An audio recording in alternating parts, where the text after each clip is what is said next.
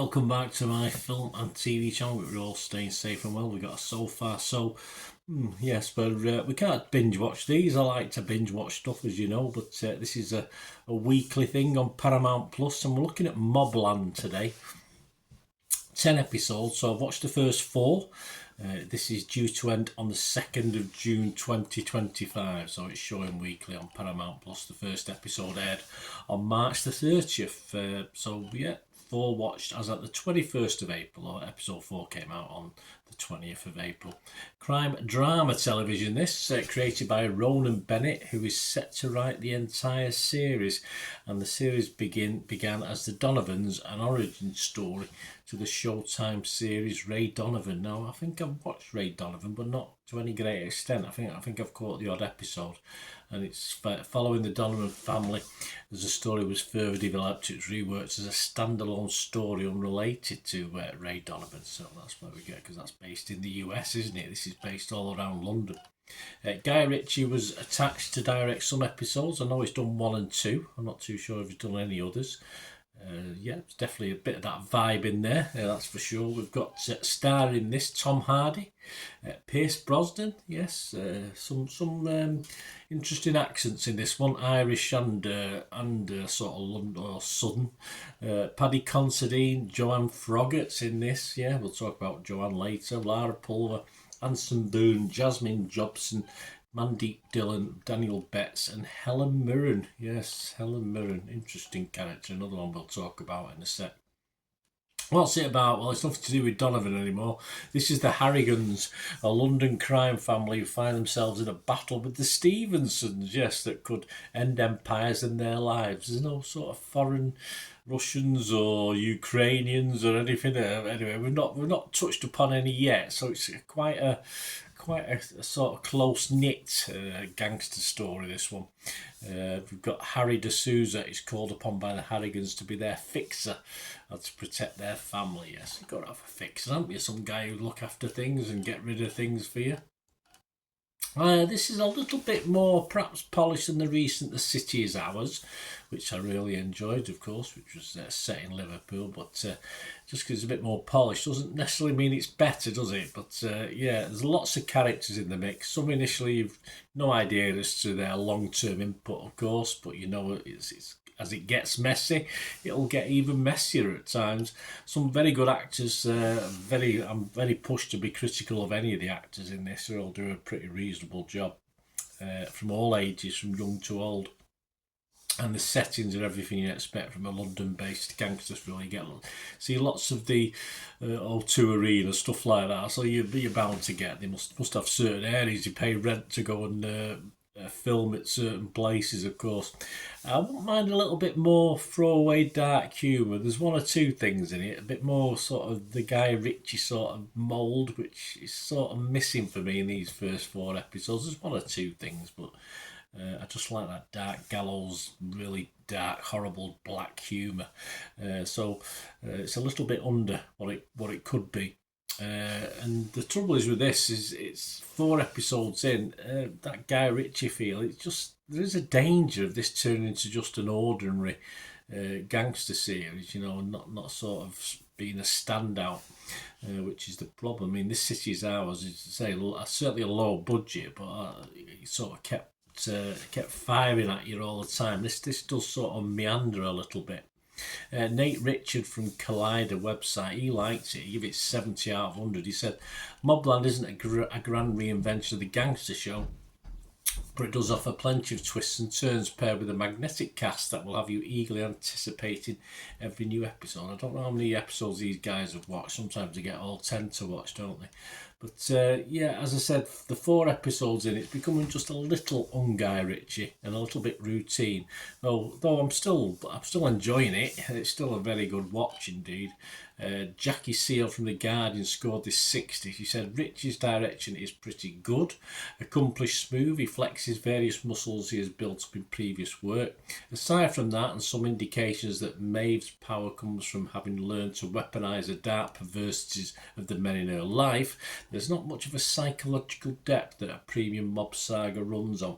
But if you ever start thinking Mobland isn't worth your time, Tom Hardy will be along shortly to convince you otherwise. Yeah, I've had some negatives on Tom Hardy. There might be one in a minute, but yeah, he does lift, for me, he does lift this above the ordinary.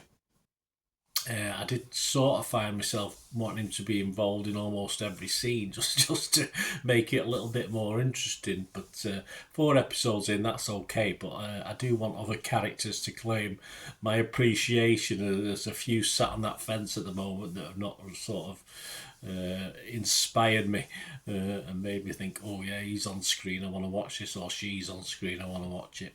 But I'm more than willing to buy my time. Hopefully with 6 episodes to go, some more will come to the fore, of course. And an unusual role, I did say I'd mention Joanne Froggatt again, didn't I? But I do like Joanne Froggatt, always since Downton Abbey, etc. I think she's been a little underutilised so far, 4 episodes in. She just looks like the little lady at home that doesn't want to know what's going on with a fella. Just wants any trapping she gets from it. Not that she lives in a big luxury house or anything like that, but yeah, she's stuck her head in the sand. So hopefully we'll find out she's a stronger character than we are seeing, certainly over the first 4 episodes. And we just really needed to bounce off Hardy's character as well. He's having it far too easy at the moment. I just want a little bit of friction there for that sort of relationship. So I want a little bit more, perhaps, to use Joanne Froggatt's skills and get a little bit more out of her. Barbara Ellen from The Observer didn't like it particularly. She only scored it a 40 out of 100. She said, at least Brosnan tries to inject a sinister, unpredictable crackle into proceedings. Hardy doesn't disgrace himself either, but he gives a laid-back performance, mooching around like he's earning 50p running errands for his gran. Not quite. If Mobland is going to improve, I better do so fast, so they may have to include subtitles for Mirren. That's a bit harsh. All right, it's not the greatest accent, but I don't think certainly not needed subtitles anyway. But I think there's a lot more to her character as well, like the role Joanne Froggatt's playing. I think there's a lot more to Mirren's character. I think we just started to see that a little bit in episode 4. Certainly hints of that. And yes, again, Hardy, I don't think he's underdoing it. I think he's doing pretty well. But I think it's going to be so far so pretty good for me at the moment. I'm still looking forward to watching episode 5. A lot of these weekly things, I get a bit bored sometimes and think, well, if I can't binge watch them, I might watch 2 or 3 at a time, but I'm sort of interested in watching this as and when they come out. What are other people thinking? We've got some critics' views there, but Rotten Tomatoes overall is a 6.4 out of 10. That's only based on 34 critics, so you've got 27 who are fresh and 7 that are rotten. Metacritic, yeah, a little bit low, just 16 critics. It's only getting 59 out of 100, so not fantastic. Rotten Tomatoes audience, I think Joe Public quite like this, 75% on Rotten Tomatoes. But Metacritic users as well, very similar to the critics, 5.8 out of 10. But you go over to Internet Movie Database and almost 9,000 scores and reviews as I'm doing this, recording this on the 21st of April, and it's getting 8.3 out of 10. So Joe Public like it. As I said, I like it. I think it could go either way at the moment. I'm sure it can carry on a few twists to keep us interested. Certainly they always try and leave you a little bit of a cliffhanger at the end of each episode. But I'm going to be fresh on this. I'm going to be positive on Metacritic, fresh on Rotten Tomatoes. And yeah, I'm not going to go as high as 8.3, but I'll give this, perhaps the first 2 episodes, I was 7.5 towards 8, and I'm sort of overall now coming down to a 7 out of 10. So it has dropped a little bit from the first couple of episodes. Just want a little bit more to the story than what we're getting. And I say, I wouldn't mind a little bit more gallows humour as well, but whether we'll get that, I'm not too worried. I just thought it was a little bit missing for this sort of series. So there you go, guys. Let me know your thoughts. Let me know how you're doing if you're watching it. Obviously, unless you're a critic and you've been given all 10 episodes to watch, you'll have to watch it week by week like me, or you're watching this later in time and you've got a view. Just let me know. Just let me know what you thought. It'd be great to have your views. Leave us your comments.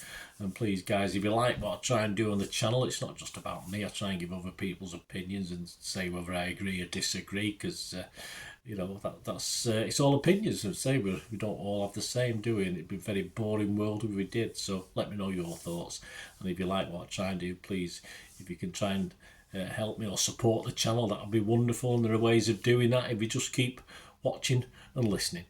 To help me out, guys, if you watch the ads, if the ads on this YouTube ads, that helps in a very little way, but it all helps. It all, you know, watch the pennies, the pounds look after themselves, they say, don't they? Or the pennies or the 10p's look after themselves. But if you watch the ads or follow the links on the ads as well, that's always a nice way to support the channel. If you sort of hang on for it, I've done that. I watched other people's and followed the ads, just something I fancied, which does happen from time to time.